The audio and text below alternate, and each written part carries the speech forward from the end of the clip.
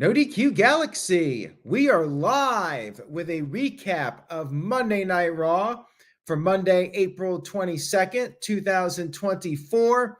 An eventful episode of Raw, Columbus, Ohio. A new world champion for the women's division was crowned on this show.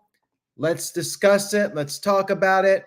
Thank you to everybody watching this, whether it's live or on demand. I very much appreciate it. We opened up the show with Michael Cole and Pat McAfee hyping up the women's battle royal to crown the new champion. Footage was shown of Rhea Ripley surrendering, relinquishing the title last week. And then we had main event Jey Uso come into the ring. He hyped up Backlash. He was interrupted by the world champion, the men's division world champion, Damian Priest. His music sucks, by the way. Another Def Rebel dud, as far as I'm concerned. Priest talked about their history, how Jey earned his respect to the point where Damian Priest wanted to have Jey Uso in Judgment Day. But now things have changed, and Jey is just going to be the first person fed to Damian Priest to make him look good as champion. Now, Jey responded by saying that Priest is only the leader of Judgment Day because Rhea Ripley got hurt. And then you had Jey refer to Priest as Dominic Mysterio's bitch. JD McDonough hit the ring and attempted to attack Jey, but was unsuccessful. And then Priest ended up being taken down with a Jey Uso super kick.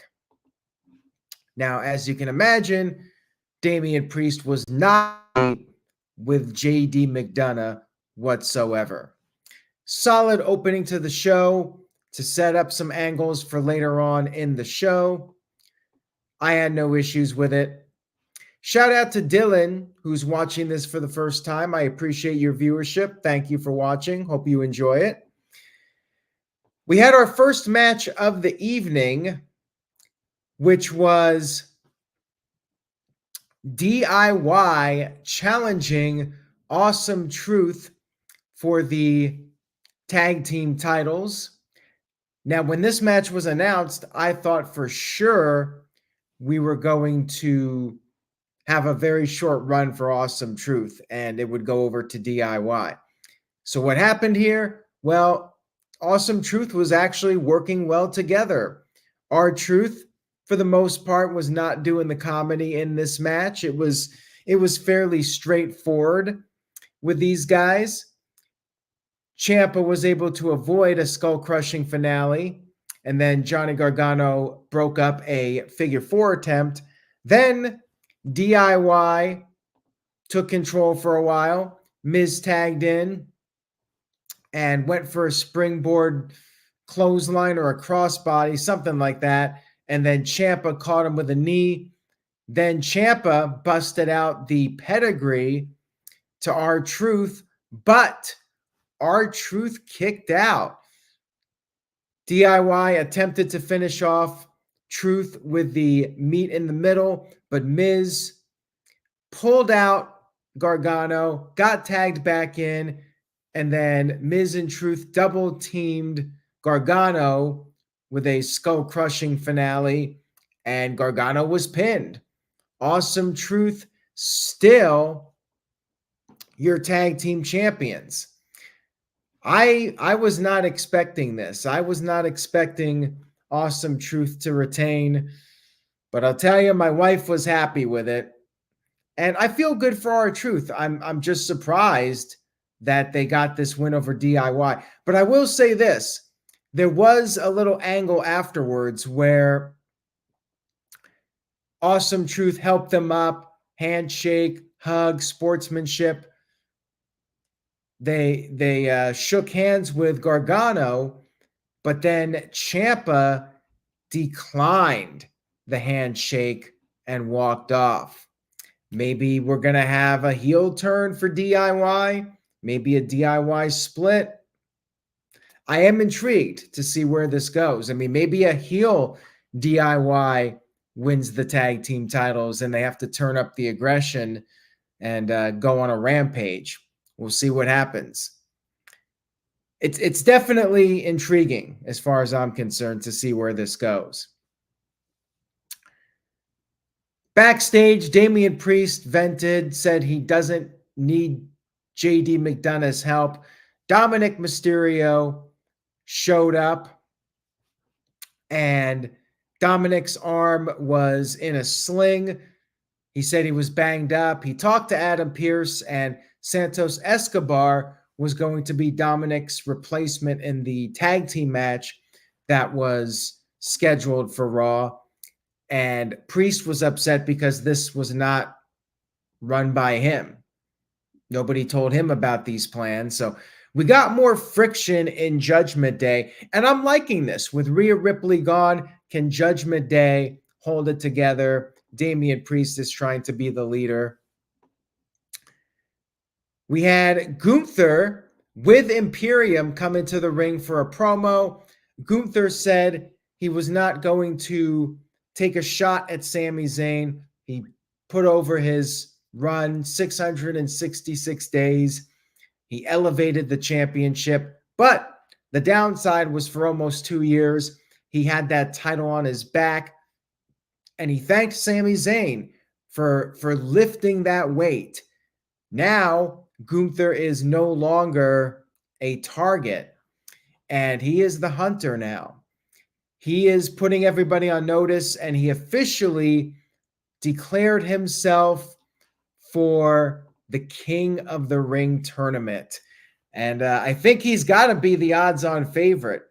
And I think he mentioned that he is going to go after a champion, whether it's Sami Zayn or maybe the world champion. New Day interrupted this, and we're all reminded that Xavier Woods at one point was the King of the Ring. And they were making fun of Gunther. They were saying, "Where's your gold at?"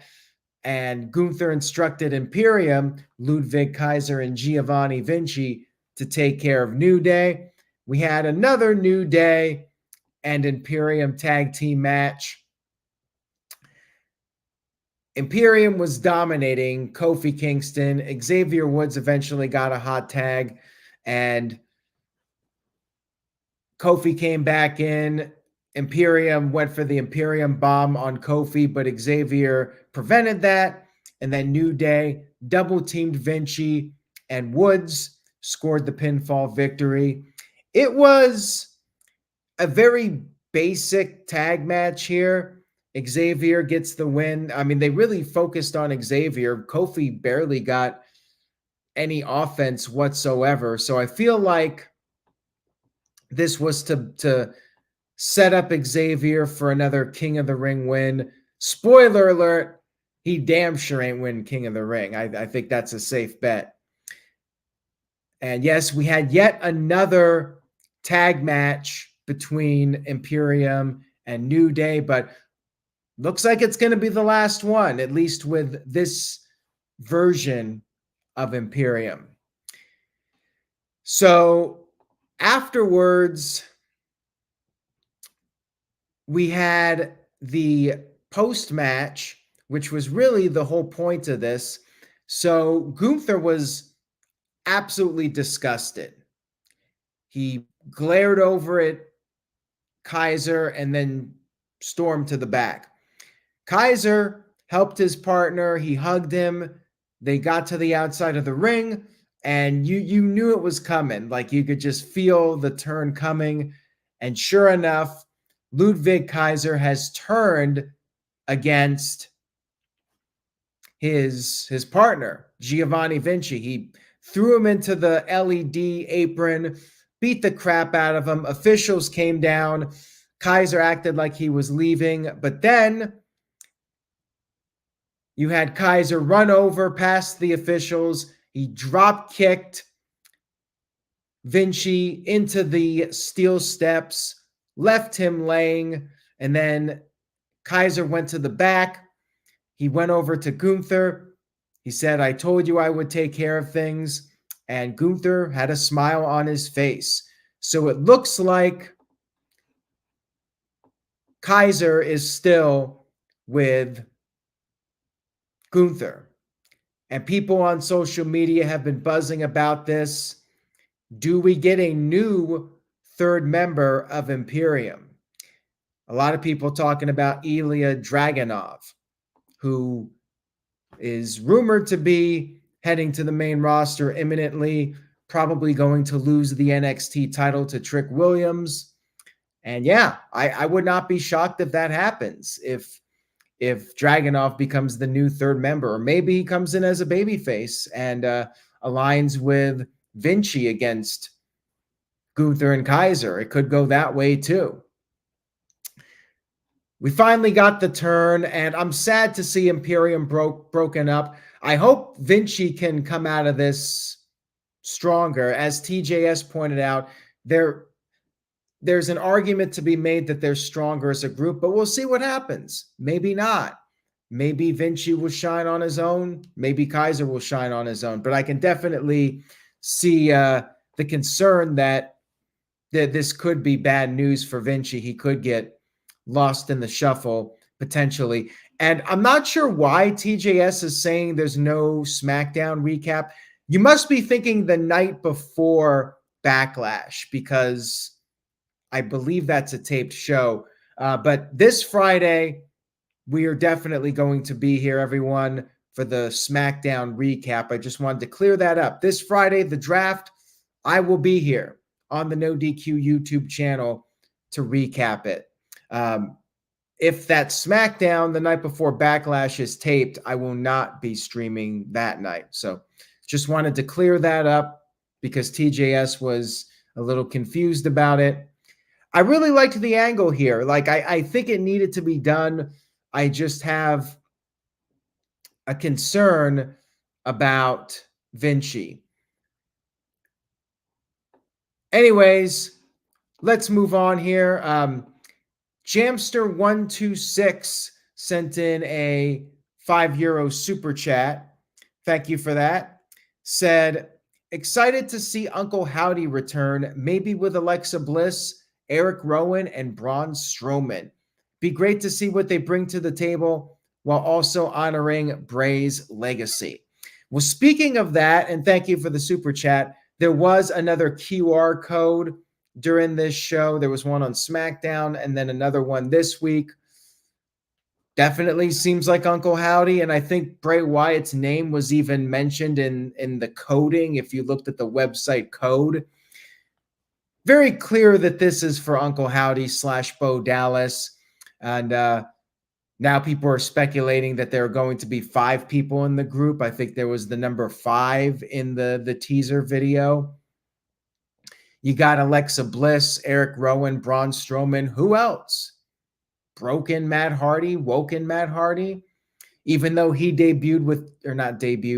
returned to TNA Wrestling, he is apparently still a free agent. So maybe Matt returns and is part of this new group of people that were affiliated with Bray Wyatt. Looking forward to that. And then we had an Andrade vignette talking about why he turned against Legado del Fantasma, said that they wanted a servant and nobody tells him what to do. And now he's their biggest problem. We had Drew McIntyre come to the ring for a promo, and Drew McIntyre has just been killing it on the mic as of late. Crowd was chanting CM Punk, of course.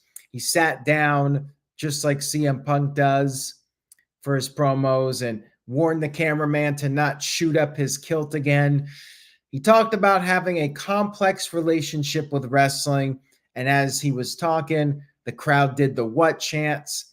And he pulled an Undertaker from like 2002. He said, say what if you French kiss your own cousins? And then he added that the only complex relationship some of the people in the crowd have is with their right hand. Ouch. He brought up how he never got his rematch for the world title. Instead, he was thrown in a number one contenders match. And he said that he got screwed by Punk and that coward Jey Uso took advantage.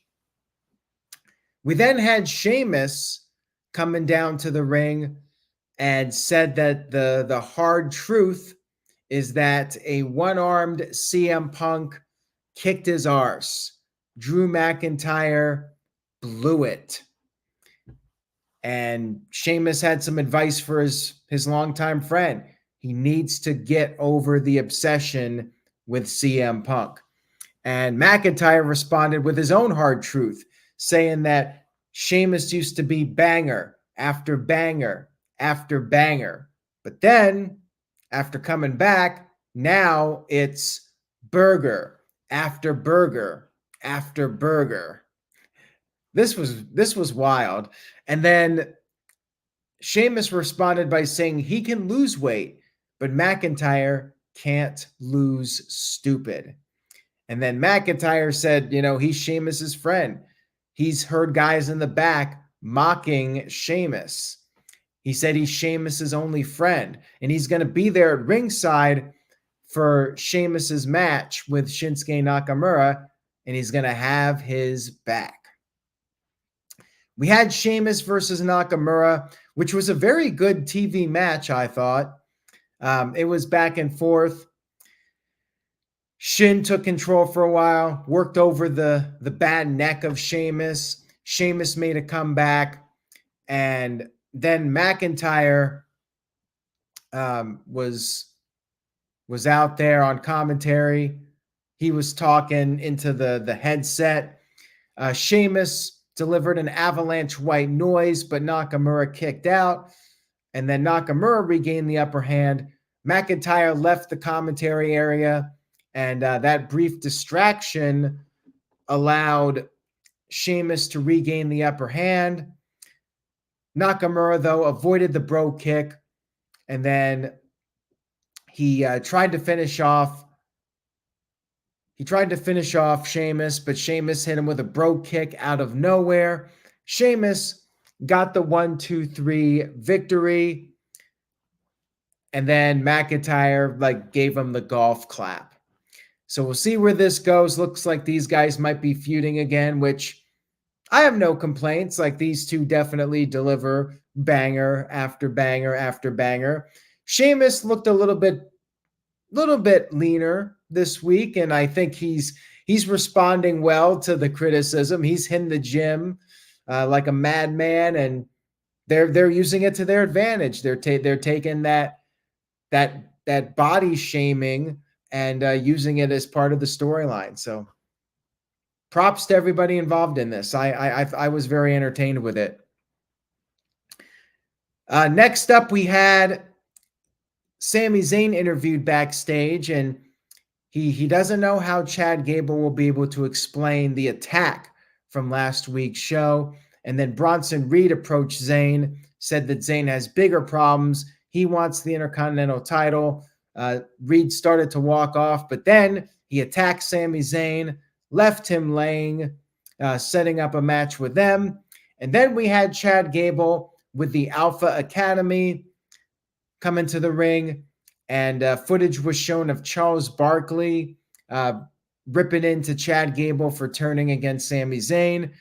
And Gable said he was justified in his actions because Sami Zayn had to gloat right in front of him, place the title right in front of his face after winning, and then celebrating with his wife right in front of Chad Gable as Gable was in tears. Gable said that moment should have been his at WrestleMania, celebrating with his daughter, but instead he trained Sami Zayn to win the title. And Gable added that He's been wasting his time training losers. And then he started ripping into the Alpha Academy. He brought up how Tozawa was trained and just loses all the time, said it's pathetic. He talked about Maxine Dupree, how she's pretty, but she's dumb as a box of rocks. And then he said that Otis has proven himself as the biggest disappointment of them all. And he said now they're going to focus on him. They're going to help him win the Intercontinental title no matter what. And he had him say it. He had Otis say it. Otis was reluctant. The crowd was doing the no, but Otis did say no matter what. And then Gable took his leave.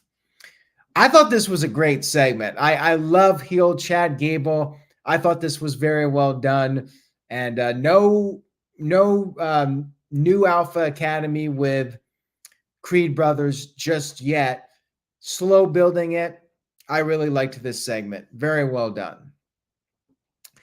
Then we had Ricochet talking to Dominic Mysterio, said that he was looking forward to beating Dominic personally, but of course, Dominic arm in a sling, he's hurt.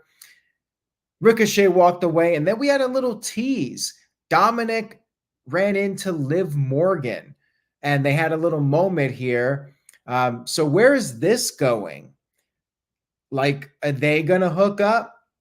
Is Dominic going to cheat on Mommy with Liv Morgan, the person who injured Rhea Ripley? I was really intrigued by this. I loved this little moment here with them. And now this could go in so many directions. So yeah, another well done segment here. Then we had a tag team match. Ricochet and Andrade had a match. They teamed up, going up against JD McDonough and JD's partner, Santos Escobar. Ricochet and Andrade were working well together, and Dominic was at ringside. The fans were chanting, "Shave your mustache" at Dominic. Dominic kind of looks like Eddie Guerrero now with the mustache and the mullet, just like his real father, right? And you had a pretty basic tag match here. Andrade got a hot tag. Things started to break down. Andrade ended up pinning JD McDonough after Santos was accidentally sent off the top rope onto JD by accident. And then after the match, Damian Priest hit the ring, and he laid out Andrade and Ricochet. And then Priest yelled at JD, and Santos and Dominic said that he doesn't need anybody, but they need him. Again, we're continuing to tease dissension with Judgment Day. A lot of different directions that this can go. I'm really, really intrigued about where Judgment Day may end up at this point. Lots of possibilities. And then backstage, there was a brawl between Liv Morgan and Nia Jax, and that interrupted a Candice LeRae and Indy Hartwell promo. And then Becky came over and got on the microphone, and she hyped up the Battle Royal. She also gave a pep talk to Maxine Dupree, said that Maxine needs to show everybody that even though it's her first shot at the title, it will not be her last shot at the title. Nice little words of encouragement by Becky Lynch to her fellow competitor. And we had our women's Battle Royal. Becky obviously got an entrance. Kaden Carter and Katana Chance got an entrance. Liv Morgan, Nia Jax, they got entrances as expected. Nia Jax and Piper Niven went at it. And Maxine ended up eliminating Candice LeRae. She also eliminated Indy Hartwell, and Indy was completely shocked by this. Then Zoe Stark and Shayna Baszler started working together. They got out Chance and Carter. Maxine almost eliminated Nia. She gave it her best effort, but Nia ended up throwing out Maxine. Crowd was not happy about that. Maxine had a good showing here for sure. And then Becky eliminated Piper Niven, but then Piper pulled Becky out of the ring under the bottom rope, so it was not an elimination. And then Nia Jax went to the outside, and she choke slammed Piper Niven onto Becky Lynch, who was on the announce table, and then picked up Piper, gave Piper a Samoan drop onto Becky, who was still on the announce table. And then during the commercial break, Nia continued the assault on Becky. She powerbombed Becky onto the announce table. Later, after the commercial break, Chelsea Green had been eliminated, but the referees didn't see it with all the chaos on the outside. So Chelsea re-entered, but then Chelsea was eliminated. Referees saw it. And then Nia Jax eliminated Zoe Stark and Shayna Baszler. And it was just down to 3. Nia, Liv, and Becky. No real surprise here. Nia dominated for a while, but then Becky and Liv double-teamed Nia, and they ended up eliminating her. So it was down to Becky and Liv Morgan. They fought on the apron. Liv hit the code breaker and then went for the Oblivion, but Becky blocked it, countered it into a manhandle slam on the apron. Liv Morgan was sent out, and Becky Lynch winning your world championship for like the 7th time.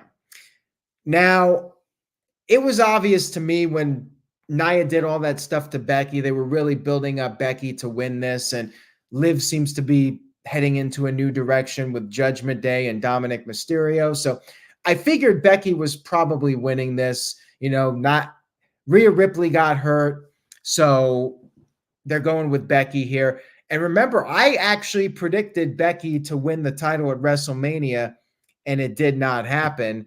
And hey, if they went with what I had predicted, Becky would have won the title, and we wouldn't have had a forfeiting of the title and a battle royal to crown a new one. It was a very well done battle royal to make it really elevate the title despite it being relinquished. Becky won, hard fought victory here. Had to go through all that carnage with Nia Jax. She survived it. I know people are sick of Becky, but I mean, she's their biggest star. And I think it was actually the right call. I know some people are not happy. They weren't happy when I made the prediction for Becky to win at WrestleMania, but she's still their biggest star. She has the book out. And in case of fire, break glass. You got Becky there if you need her. They needed her in this sense, and I think it was the right call. And I enjoyed Raw. I mean, Becky went out there, celebrated with the fans, and you had these young girls in the crowd, starstruck by her. The pyro went off. I thought it was the right move. I thought it was the right move for business. Walter Cruz sent in a $5 super chat, says, Nia should have won. I'm over Becky. I do get the full circle. She had to give it up when she was pregnant. Now she won when Rhea gave it up for injuries. I definitely would not have gone with Nia. Like I can't believe you're drinking the Nia Kool-Aid. I mean, she's been better, but I mean, it's still Nia. I liked it. I liked Raw. Like I'm a little surprised people were hating on the show as much as they were. I thought it was a good show. They got a lot of interesting things going on with Judgment Day, and there's more thought process put into these storylines than before. I love the different camera angles they're using and the backstage segments. Like, I don't think it's really slowed down that much other than Rock being gone. We didn't get a Cody crying promo this week, so to me, that's a plus. I give the show a solid B. I thought it was a good Raw. They set some stuff up for the draft. We got a new women's champion crowned. I don't know if it's Becky winning that's turning off people, but I thought the wrestling was solid. I mean, not at the level of what we saw at the AEW pay-per-view, but solid wrestling. And Jey Uso versus Damian Priest, I think it's a good filler match for Backlash. I mean, Backlash is a B pay-per-view. So yeah, it's not going to be at the level of the WrestleMania card. And hey, I'm not going to be able to see it live anyways, unless I manage to sneak a little bit of a session on my phone during a certain person's wedding coming up. But anyways, thank you guys for watching. I enjoyed the show, and not everybody did, but hey, we don't always agree on everything. Me in the chat room, I give the show a solid B. So stay tuned to NoDQ.com for the very latest, and we got the No DQ review coming up Tuesday night, 7 p.m. Eastern, 4 p.m. Pacific, and then Dynamite recap on Wednesday. And Friday, I will be back for SmackDown to cover the draft. And on Monday next week will be night 2 of the draft. So we'll see what they do. You know, this was in a way a bit of a lame duck show too because of the draft coming up. But we still had some eventful stuff and some teases for the future. Take care, everybody. Have a great rest of your evening. Hamp, I don't believe you're banned, so it must be some kind of YouTube glitch, but I'll try to double check for you. Take care, everybody. Have a great week. Stay safe out there. Buy a shirt, nodq.com/merch, and I will see you all next time.